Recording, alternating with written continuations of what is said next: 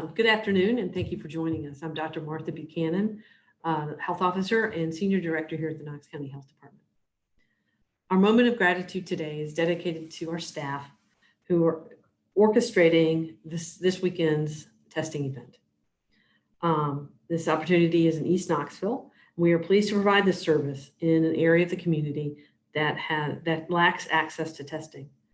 We also want to thank the City of Knoxville for providing the location, the parking facility at the Knoxville Civic Coliseum, the Tennessee National Guard, who will be providing some support staff for us, and the Tennessee Department of Health for providing the testing supplies. We also want to thank CAT for ensuring that public transit will be available to get people to the testing site, as this site will also have a walk-up option. Now for some details on the testing for Saturday. It's in the Coliseum's garage, so it will be protected from the forecasted rain. Testing will occur from 10 to 2 or until supplies, or as long as supplies last. The test is a nasal swab, and it will be performed by KCHD healthcare professional or possibly Tennessee National Guard, who will be supporting us in that. No appointments are needed. The public can drive through or walk up as best suits them. As a reminder, anyone who's tested needs to self-isolate until the results come back, which is dependent on how many tests actually get sent to the lab. Right now, our turnaround time is around 3 to 5 days, but that can change based on volume. Now moving on to the local situation. We have 260 confirmed cases. 206 confirmed cases of COVID-19 in Knox County, 173 of whom have recovered. 31 of those have been hospitalized at some point in their illness. And currently there are 7 hospitalized. This is a new data point that we added to our website today. The figure represents only Knox County residents currently hospitalized at any hospital. This number also will be updated daily at 11 a.m. We are pleased to announce once again we have no additional deaths from COVID-19 in Knox County. Now we want to talk a little bit about reopening our community. Similar to the new data point we just provided today regarding current hospitalizations, we are continuously looking and working to identify other metrics that will be helpful to strategize how we reopen and how we phase that. We look forward to reviewing the full guidance from the state's Economic Recovery Group as we work to incorporate some of this information into our local plan. As we mentioned, the health department, local county and city leadership, members of the business community, and several stakeholders are continuing to work on a phased, data-driven local plan for our community. We know businesses are eager for guidance, and we look forward to sharing this plan with the public as soon as we have it available. As a reminder, it's important for everyone to remember that reopening is not a return to pre-pandemic conditions.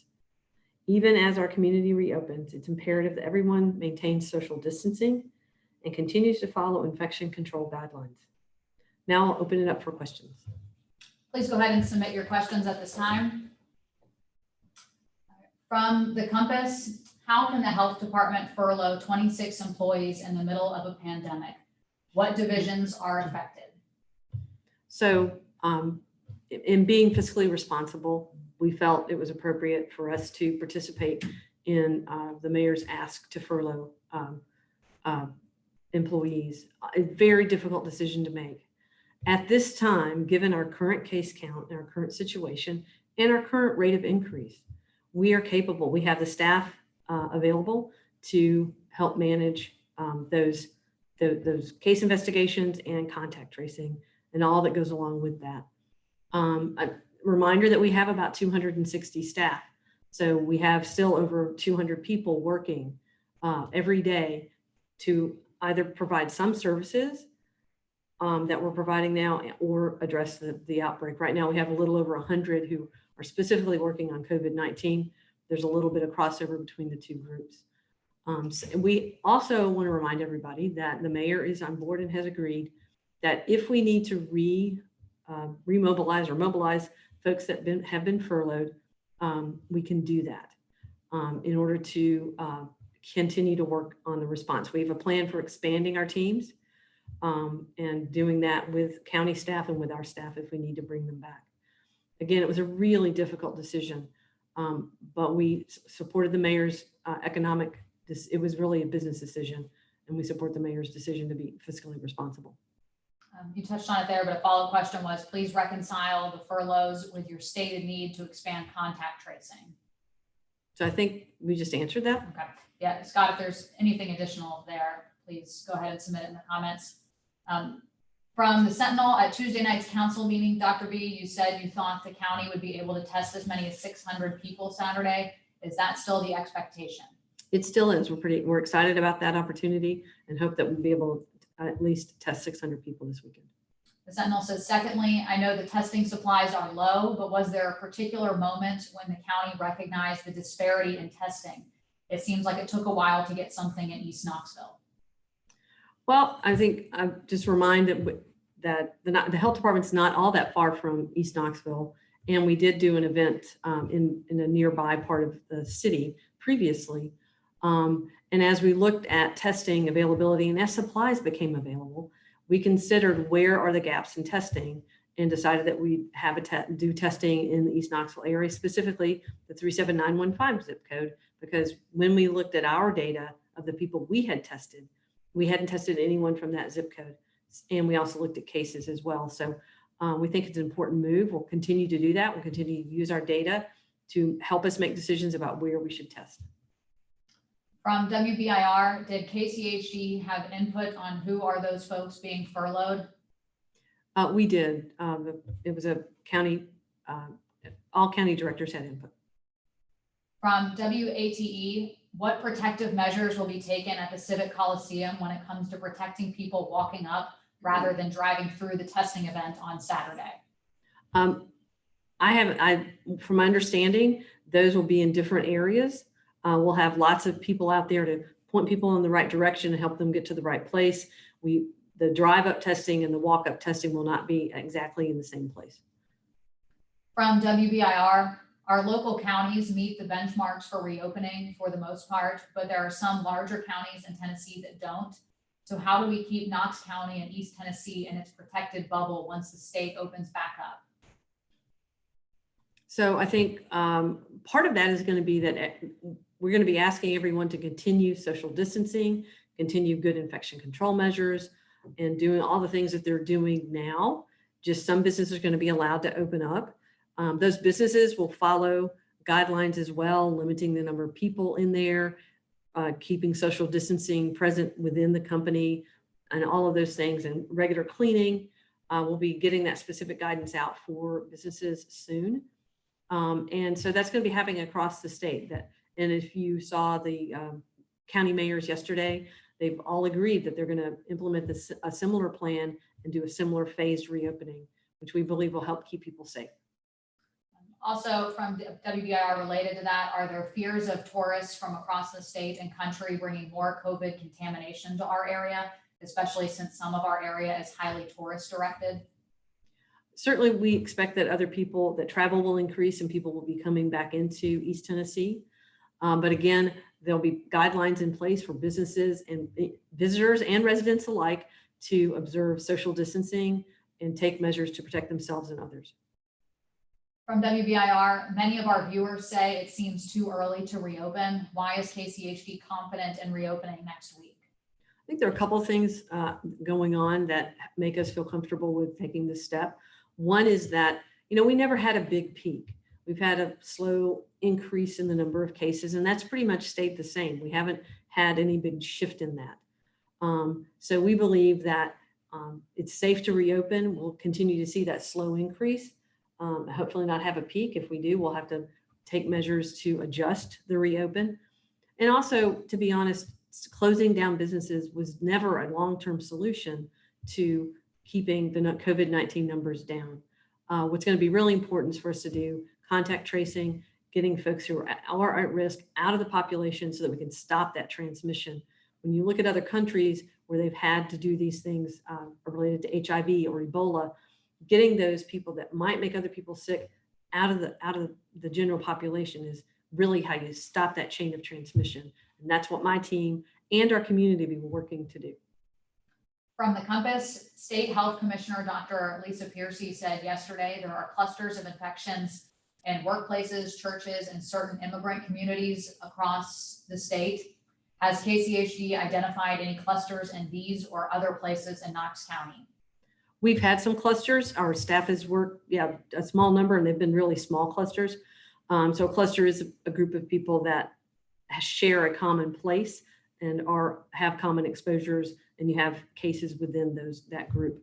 But they've worked with us to reduce risk to the general population. We have folks in isolation and taken really, really great steps. We have great cooperation with the people, and that's been important in keeping those clusters small and keeping it from spreading to the rest of the community. From WBIR, we've seen some experts say that in order to really get a sense of the virus spread, communities should be testing thousands of people a day, not a few hundred. What is KCHD's response to that? Well, I think one thing, testing is just one metric to see what the burden of disease is in our community. I know we've been talking a lot about testing, and we have increased our testing. We don't have a really great accurate number for the number of tests that are being done daily in our community, but there are other metrics to look at as well. Hospitalizations, deaths from a disease, visits to doctor's offices. We're beginning to look at those as well, similar to how we look at flu and how we determine the burden of flu in our community. So we're using those other metrics to help guide us, and at the same time working to increase testing within the health department and also throughout our community, relying on private providers to continue testing. The surge events we're doing and the testing that we're doing is not instead of private providers testing, it's in addition to, and we need those private providers to continue testing. From the Sentinel, has a decision been reached to resume elective surgeries at area hospitals? If not, when do you expect that to happen? If hospitals are still deciding, could I ask what they're taking into consideration? So our hospitals work together, and we've been in conversation with them, and I believe they'll be releasing more information about their plans soon. I don't want to speak for our local hospitals. From WBIR, what sorts of businesses do you think should open first come Monday? It's a great question, and we await the economic recovery team's recommendations on that. From WATE, Nashville's mayor released a 4-phase plan for reopening with lots of specifics. You probably aren't ready to release the full plan for Knox County, but can you tell us how many phases this would entail or any more elements?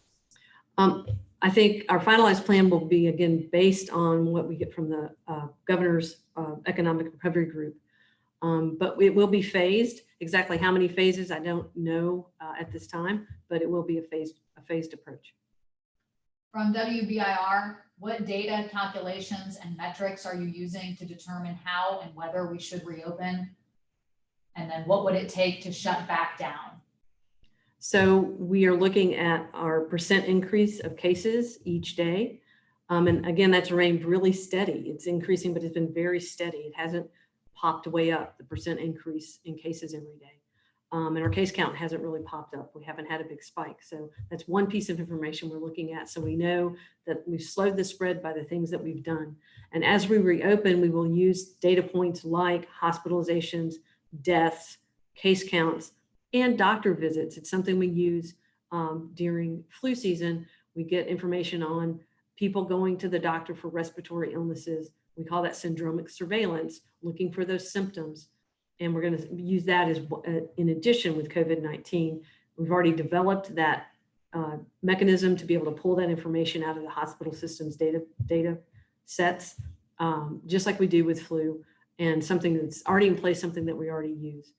So we're confident that that'll help guide us. So specifically, what would make us step back?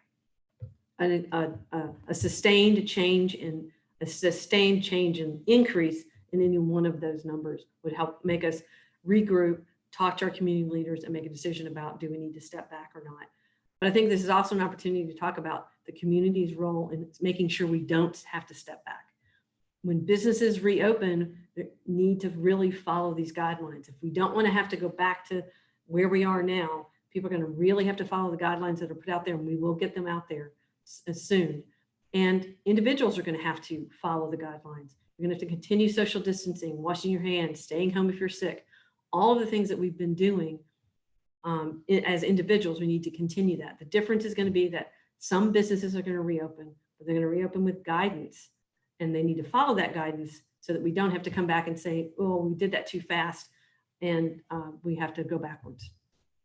A follow-up question from WBIR, where are we on the curve? We are still, we're just kind of slowly climbing on the curve. We haven't reached if this were a marathon, we haven't reached the halfway point because we're not going back down yet, but we're slowly climbing. And what's reassuring is that we're slowly climbing. That's what we wanted to see. That's what we expected to see.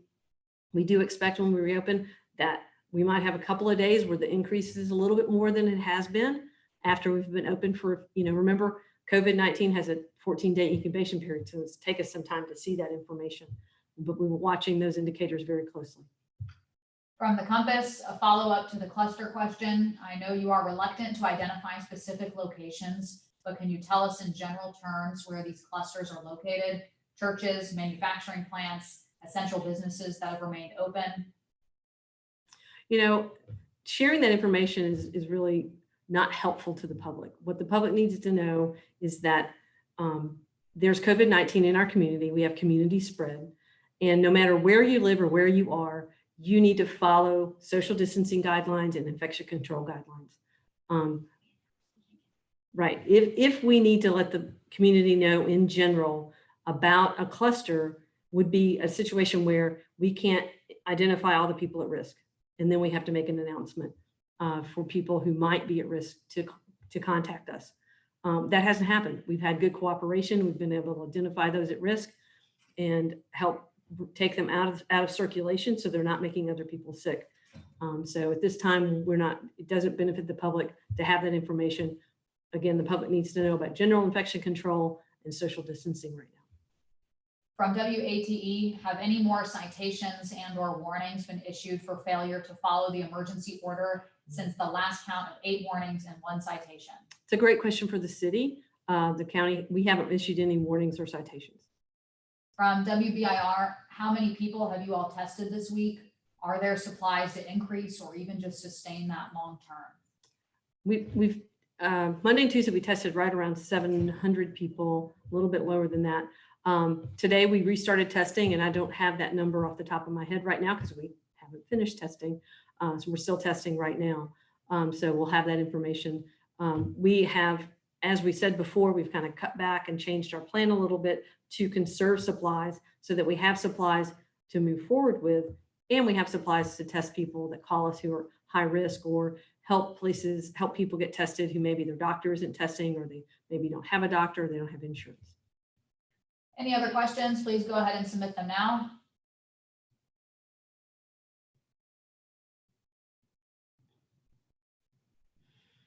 Okay, since there's no other questions, we'll go ahead and log off, and we will see you tomorrow at 12:30. Thank you all so much.